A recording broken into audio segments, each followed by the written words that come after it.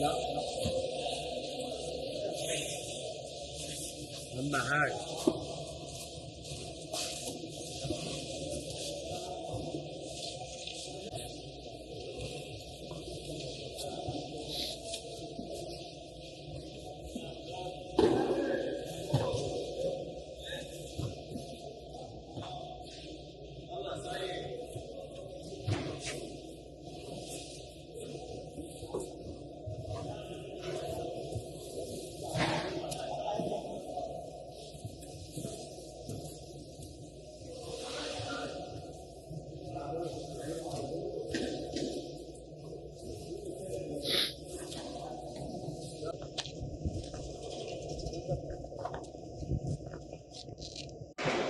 Türkiye Diyanet Vakfı olarak bugün Mısır'da, Kahire'de Gazze için çalışmalarımızı yürütüyoruz.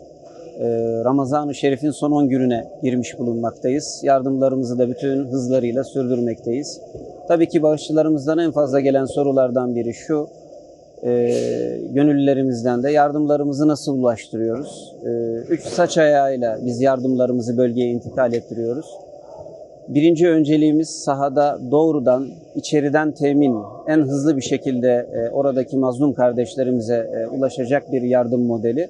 Bugüne kadar $2,5 milyon civarında içeriden teminlerle, günlük yemekler çıkararak, gıdalar dağıtarak çalışmalarımızda bulunduk. İkinci çalışma modelimiz ise Türkiye'den intikal eden gemiler, gerek AFAD'ın gerek Kızılay'ın ya da devletimizin gönderdiği bütün gemilere malzemeler yükleyerek çalışmalarımızı yürütmeye çalıştık. Burada da yaklaşık $1 milyon bir çalışma yürüttük. Yine aynı şekilde şu an gördüğünüz Mısır, Kahire'de buradan lojistik üslerinden yaptığımız teminlerle, tırlarla içeriye yardım taşıyoruz. Burası da oldukça önemli. 3 ayağı da doğru bir şekilde yürütmeye çalışıyoruz. Özellikle buradan bugün çalışmasını yaptığımız alandan 10 tır bölgeye intikal edecek. Bu lojistik merkezinden bunun 7'si burada görmüş olduğunuz gıda kolilerinden müteşekkil.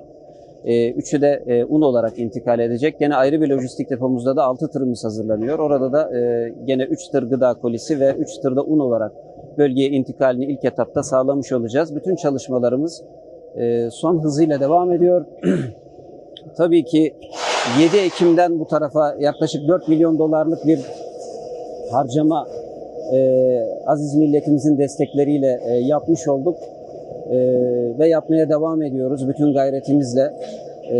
Tabii ki Filistin davasına bugüne kadar Türkiye Diyanet Vakfı olarak da yaklaşık 42 milyon dolarlık bir yardım icra ettik. Bütün çalışmalarımızı elimizden geldiğince hızlı içerideki insanlara şifa olacak şekilde üretmeye çalışıyoruz. Tabii ki sadece gıda çalışmaları yapmıyoruz. Sağlıktan gıdaya, hijyene, birçok alana kadar bugün birçok çalışma icra ettik. İcra etmeye devam edeceğiz. Mübarek Ramazan-ı Şerif'in son günlerinde bağışçılarımıza teşekkürlerimizi buradan arz ediyoruz. Gönüllülerimize, gönlü bizimle olan herkese teşekkürlerimizi ve dualarımızı sunuyoruz.